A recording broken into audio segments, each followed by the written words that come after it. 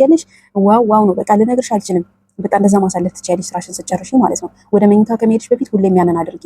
በተለይ ወጥ የምትሰሪ ከሆነ ይሄ ቅመሙ ምናምን የአረብ ሀገር ቅመም ምናምን እሱ በጣም ከባድ ነው ታውቂያለሽ። ፊትሽን ያበላሸዋል ከሙቀቱ። ስለዚህ ያችንን ማውጣትን እንኳን መቆጠብ ጀምሬያለሁ ልላችሁ ፈልጌ እንዴ። ምክንያቱም እንደዛ ካልሆነ በቃ ትጨርሳላችሁ ገንዘባችሁ። ተረዳችሁኝ አይደለ? ስለዚህ እንደዛ ማድረግ ትችላላችሁ። በነገራችን ላይ የምታዩት ፊቴ ምንም ፊልተር የለውም።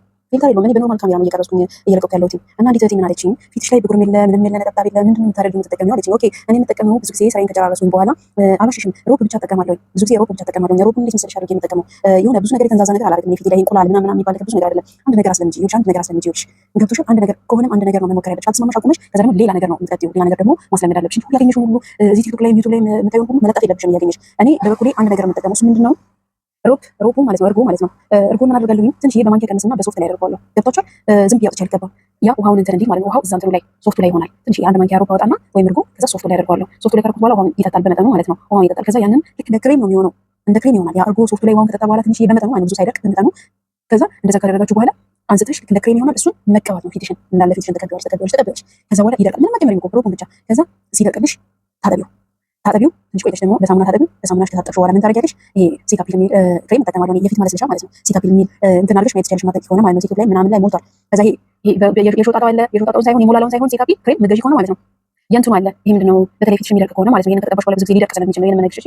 ከዛ ያንን ሲታፒል ልክ እንደ ብርጭቆ አይነት ነገር ያለው ይሄ ክብ ነገሩ እሱን ነው ገዝተሽ መጠቀም ትችያለሽ። በጣም አሪፍ ልነግርሽ አልችልም። በቃ እሱን ሁሌም ሮቡን እንደዛ ካደረኩኝ ከተጠቀምኩ በኋላ ታጥቤ በሳሙና ሙልጭ አድርጌ ከዛ በኋላ ደረቅ ካለልኝ በኋላ እሱን ቅብት ብዬ እግሬን ደግሞ ቫዝሊን ሎሽን ከዚህ በፊት ነግራችኋለሁ። ቫዝሊን ሎሽን ምናምን ስሜን ሰውነቴን እጄን ምናምን እጠባባለሁ። ሎሽን ቫዝሊን ይሄ ቡኒው ነው የካካው እሱን ነው የምጠቀመው። ከዛ ለእግራችሁ ለሰውነታችሁ ምናምን እሱን ትጠቀማላችሁ። ይሄን አሁን ያልኩሽን ዘዴ ደግሞ እርጎሽን ማለት ነው በፊትሽ ትጠቀሚያለሽ። ማለስለሻውን እንደነገርኩሽ ሴታፒሉን ታደርጊያለሽ። ዋው ዋው ነው። በቃ ልነግርሽ አልችልም። በቃ እንደዛ ማሳለፍ ትችያለሽ ስራሽን ስትጨርሺ ማለት ነው። ወደ መኝታ ከመሄድሽ በፊት ሁሌም ያንን አድርጊ። በተለይ ወጥ የምትሰሪ ከሆነ ይሄ ቅመሙ ምናምን የአረብ ሀገር ቅመም ምናምን እሱ በጣም ከባድ ነው ታውቂያለሽ። ፊትሽን ያበላሸዋል ከሙቀቱ ጋር ምናምን ጋር እሱ ምግብ አይሰራም። በእርግጥ እኔ ጽዳት ነኝ፣ ግን በቃ ልነግርሽ አልችልም። ያንን ነገር መጠቀም አለብሽ። እርጎ ደግሞ ብቻውን መጠቀም ካልፈለግሽ ደግሞ የሽምብራ ዱቄት ታውቂያለሽ? የሽምብራ ዱቄትና እርድን አንድ ላይ ቀላቅለሽ ትንሽ ዘይቱን ትንሽ ጠባለሽ እሱንም ሶስቱን አዋህደሽ መጠቀም ትችያለሽ። የሚገርም ለውጥ የምታገኚው ፊትሽ ላይ ማለት ነው። የሚገርም ለውጥ ግን ምንድነው? ሁለቴ ሶስቴ አራቴ ሞክሮ ከዛ መተው አይደለም። አንድ ጊዜ ለውጥ አይመጣም። ሁሌ መዝለቅ አለበት ይሄ ነገር። ሁሌ እንትን መጠቀም አለብሽ። ገብቶሻል? ለውጡን ለማግኘት እንደዛ ነው እንጂ ብዙ ነገር ፊትሽ ላይ አትለጥፊ። እሺ። እንዴት ናችሁ እህቶቼ? ሰላም ናችሁ? እኔ ደህና ነኝ ያለው። ሙንቲዩብን ሰብስክራይብ አድርጉ በዚህ አጋጣሚ፣ ምክንያቱም አንዳንድ ነገሮችን እንትን ስለምንነጋገርበት ማለት ነው። ስለዚህ ሙንቲዩብ እባላለሁ። ሙንቲዩብን ሰብስክራይብ አድርጉት እሺ። እና ወደ ጉዳይ ልግባ። ዛሬ አንዲት ልጅ ምን አለችኝ? ይኸው ከመጣሁ 3 ዓመት ሆኖኛል፣ ግን ምንም አይነት ገንዘብ መያዝ አልቻልኩም። ምን ይሻለኛል አለች። በቃ እኔ ገንዘብ ወዴት እንደሚሄድ እኔ አላውቅም። ያን ያህልም እኔ ወጪ በራሴ ላይ እንትን ምል አይደለሁም፣ ነገር ግን ሺን እጠቀማለሁ አንዳንድ ጊዜ አለች። በጣም ይገርማል። ሺን ማለት ነው ሳታስቡት ነው ብዝብዝ ነው የሚያደርጋችሁ። በቃ ኪሳችሁን ጭው ነው የሚያደርገው። ሀታ ሙሉ ደሞዛችሁን ሊበላ ይችላል አንዳንድ ጊዜ ማለት ነው። ያጓጓል። ያኔ ሺንስ ምንድነው ስራው? በጣም ያጓጓል። በቃ ውስጥ ገብታችሁ ብታዩ ማለት ነው። ማለት በቃ እንደዚህ በጣም የሚሸወዱ ሰዎች አሁን እንደዚህ በጣም እቃ የሚወዱ መግዛት ሁሉ አማረሽ ምናምንን ገበያ ታውጣት ነው የሚባሉ አይነት ሰዎች ከሆኑ ውስጥ ገብተው መውጣት የለም። እዛ ውስጥ ገብታችሁ ሳጠልቡ መውጣት የለም። ለምን? አንደኛ ነገር ደግሞ እኛ ማለት በቃ ሰው ቤት የሚሰሩ ልጆች ብዙ ጊዜ እድሉን አያገኙም። ውጭ ወጥተው ለመግዛት አንድ ነገር ቢፈልጉም የሆነ ነገር ገዝቶ ለመመለስ እንትኑን አያገኙም እድሉን። ውጭ ላይ ብትወጣው ለምሳሌ ሱሪ ብቻ ለመግዛት ከሆነ አላማችሁ የመውጣት እድሉን ብታገኙ ሱሪውን ብቻ ገዝታችሁ መመለስ ትችላላችሁ። ሺን ላይ ስትገቡ ምንድነው የምታደርጉት?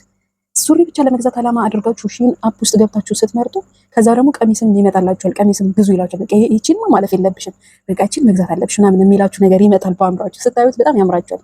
ሺን ላይ ያለ ነገር አንደኛ ነገር ደግሞ ምንድነው ሱሪ ብቻ መጥለብ ትችላላችሁ። ግን ለሱሪ ብቻ ትራንስፖርት ላወጣ ነው ለአንድ ሱሪ ብዬ ነው ትራንስፖርት አላወጣም። በቃ ቀሚስ ልጨምርበት፣ በቃ ሰዓት ልጨምርበት፣ በቃ ወይም ቦርሳ ብቻ ልጨምርበት ምናምን ስትሉ ብሩ ላይ ነው የሚሄድላችሁ። ስለዚህ ምን ማድረግ አለባችሁ? በፕሮግራም መግባት አለባችሁ። ወደ እንትን የማያስፈልጋችሁ ያን ያህል ካልሆነ እንዳትገቡ። እሺ ላይ ገብታችሁ ቲሙ ላይ ገብታችሁ አትጥለቡ። እውነቴን ነው የምላችሁ፣ ብዝብዝ ነው የሚያደርጋችሁ ኪሳችሁን ማለት ነው። ይሄ ማለት በጣም እንደዚህ ጠንካራ ያልሆኑ ሴቶች አሉ፣ ለእነሱ ነው። እሺ ይሄ ምክር በነገራችን ላይ በቃ ቦርሳ ለመግዛት ከሆነ አላማሽ ቦርሳሽን ብቻ ግዢ። የሆነ ነገር ወሳኝ የሆነ ነገር ሲጀመር ሁሉንም ነገር ማግበስበስ ሳይሆን ወሳኝ የሆኑ ነገሮችን ነው መግዛትም ካለብሽ መግዛት ያለብሽ። አለዛ ገንዘብሽን መቋጠር አትችይም፣ ገንዘብሽን መያዝ አትችይም። ገንዘብሽ በዚህ በዛ ይባክናል። በጣም አስቸጋሪ ነው በነገራችን ላይ ሺን የሚባል ማለት ነው ካላወቃችሁበት። እኔ አሁን በፊት እንትንን ነበር የተወሰነ፣ አሁን ግን አፑን ራሱን ያጠፋሁት። ምን ያደርግልኛል? ኪሴን የሚበዘብዝ ከሆነ ምን ያደርግልኛል? አጥፉ እናንተ ራሳችሁ። እውነቴን ነው የምላችሁ፣ ገንዘባችሁን መያዝ አትችሉም አለበለዚያ። ስለዚህ ሺን ይበዘብዛል። በቃ እህታችን ምንድን ነው ያለችው? በይበልጥ እኔ ሺን ነው እየበዘበዘኝ ያለው። ከዚህ ሁሉ ወርቅ አትገዢም ወይ እህቴ? ወርቅ እኮ በጣም ነው የሚጠቅምሽ።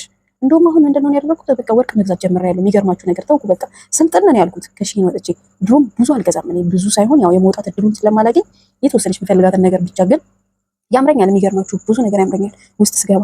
አሁን ግን አፑን ራሱ እጥፍ ታደረኩት እረፍ ነው ያልኩት እኔ ራሱ ማለት ነው። ገንዘቤ ራሱን እንዴት መያዝ እንደቻልኩ የሚገርማችሁ ነገር። ስለዚህ ያችንን ማውጣትን እንኳን መቆጠብ ጀምሬያለሁ ላላችሁ ፈልጌ ነው እንዴ። ምክንያቱም እንደዛ ካልሆነ በቃ ትጨርሳላችሁ ገንዘባችሁ። ተረዳችሁኝ አይደለ? ስለዚህ እንደዛ ማድረግ ትችላላችሁ። እንደዚህ በሺን ገንዘባችሁን እያጠፋችሁ ያላችሁ ሺንን ራሱን አጥፉት። ገንዘባችሁን አይደለም ሺንን ራሱን አጥፉት። ቲሞን ራሱን አጥፉት። እኔ እንደዛ ነው የምላችሁ። እሺ። እና ገንዘባችሁን መያዝ ትችላላችሁ።